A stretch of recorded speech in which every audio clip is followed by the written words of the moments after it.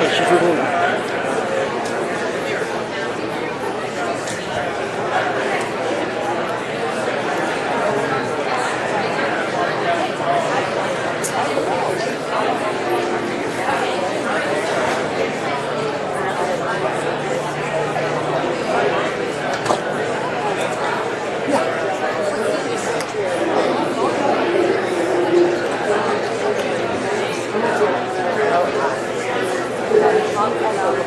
Yes, she's got babies.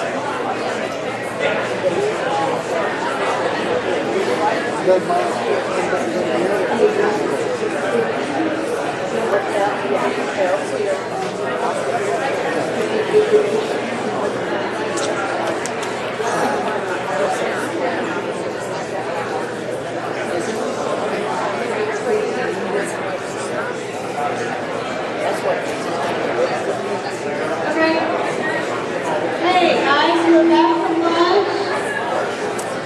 We have a lot to cover. So Al, turn it up. Is that better? Can you hear me now? How about now? Testing, 1, 2, 3. Good. Can everybody hear me?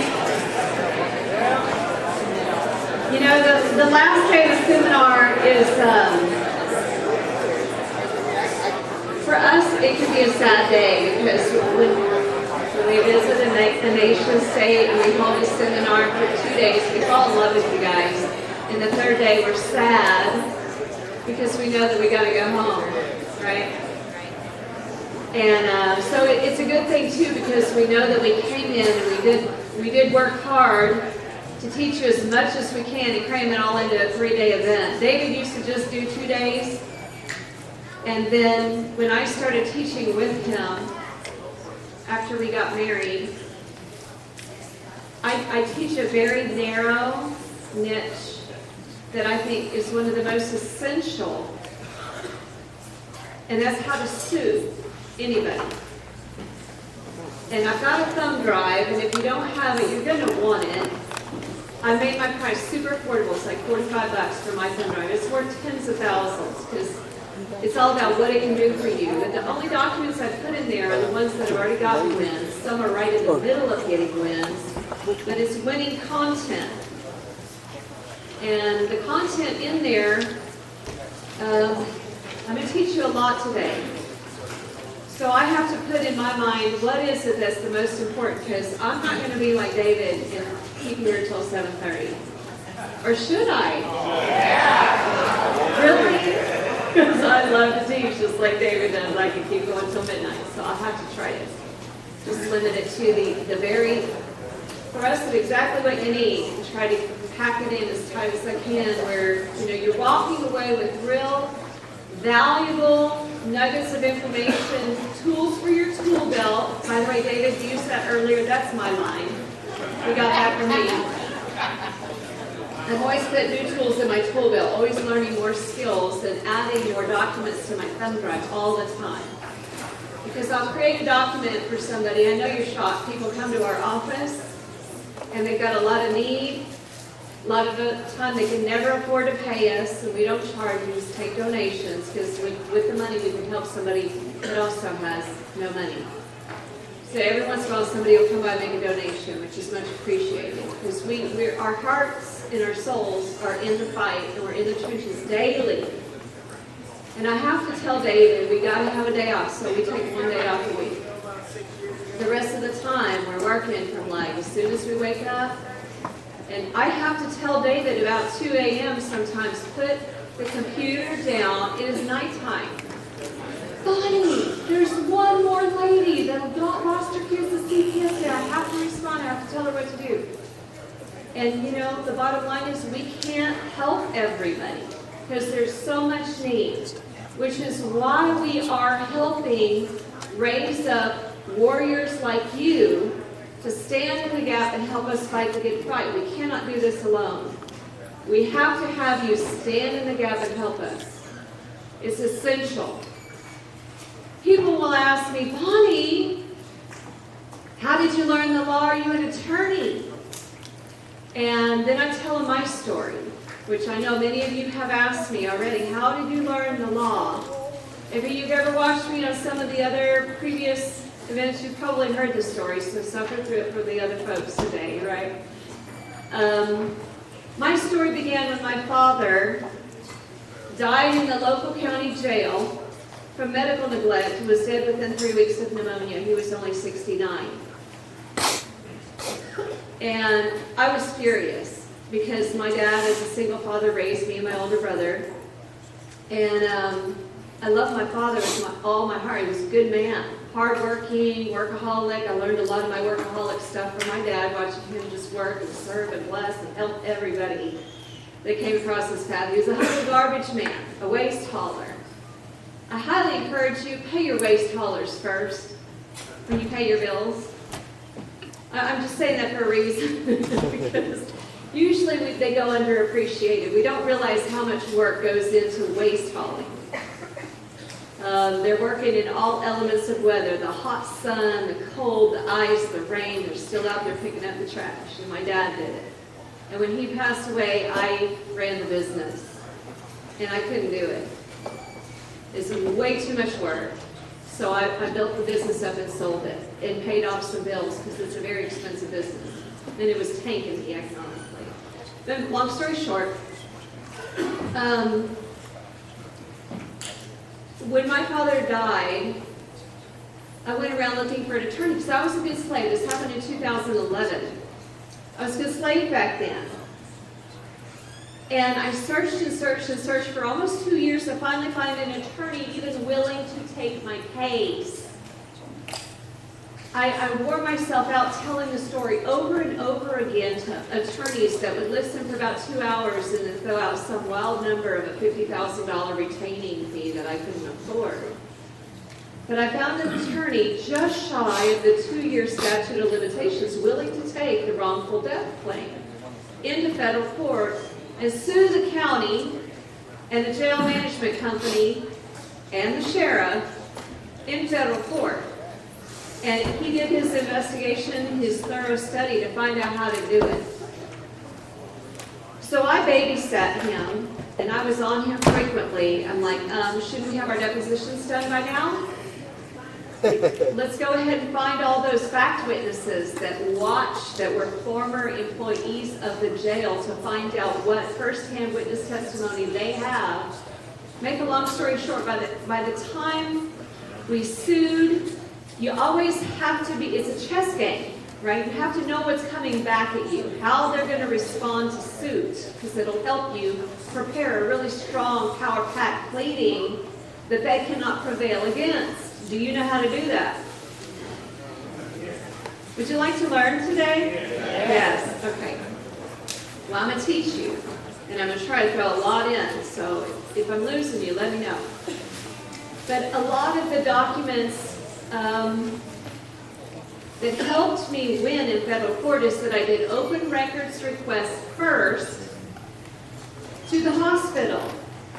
Because he coded behind bars twice. They had to shock him and bring him back to life. And then he died in the hospital 2 days later after they pumped him full of antibiotics and could not reverse the toxicity in his blood because the pneumonia had gone septic. And so he died. But he was already brain dead from coding and having a high fever that went unchecked for a couple of weeks, and they didn't even bother giving him an aspirin or a Tylenol to help manage the high fever. The saddest part for me was finding an attorney who cared. Because a lot of times when you say, well, my father was in jail, they're like, don't want it. Like those people have no value, which really made me angry. That all the attorneys looked at it and said, okay, 50,000 retainer, I'll take it. Well, this guy took 10,000 retainer. So me and my 3 brothers gathered up the money, split it in half, hired the lawyer, and we sued in federal court. But because I had done open records request of the jail, of the county, and of the hospital, I already had facts that I could pack into my pleading and take it into federal court. Now, what's interesting is if you sue, like in Texas, we have what's called the Texas Tort Claims Act. If you sue under statute, It's different from suing in equity under the Constitution. Do you know how to do that? Okay, I'm going to teach you. I'm going to teach you how. So most of your bar card holders are going to sue under statute. It's copywritten law. Really, you don't have any business using it other than against them and just citing it for the codes that they broke of their own law. Don't let it be my statutory rights. Don't say that. Don't think like that. Your rights come from God, not statutes. Do you see how important it is? There's two ways to go into federal court. Federal court is my sandbox. That's where I prefer to play this game. Why? Because the federal judges are above the state judges, and the federal court's jurisdiction is exclusive to sue the state agents for their encroachments of your God-given constitutionally protected rights. Did you know that? Take them to federal court. Or you can sue both in state and federal. I just prefer just to bypass the state because it seems like a waste of time and go right into federal court and spank them with their bosses. Right? And I've learned some very valuable things because I've sued multiple judges. When I sued for my dad's wrongful death, they came after me like hardcore. Like all of a sudden, it was so strange because at the time I had a landline phone, and all of a sudden it was fuzzy.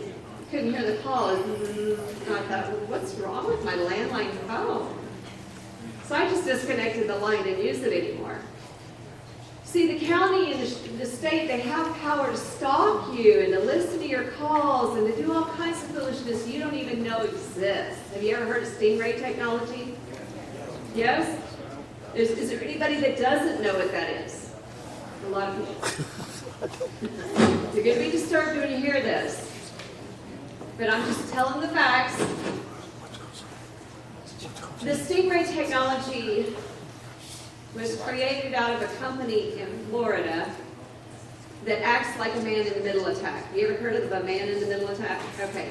So what they do is they have the stingray technology acts, it's about the size of a laptop computer that they can park and plug into any police car, and it acts like a tower.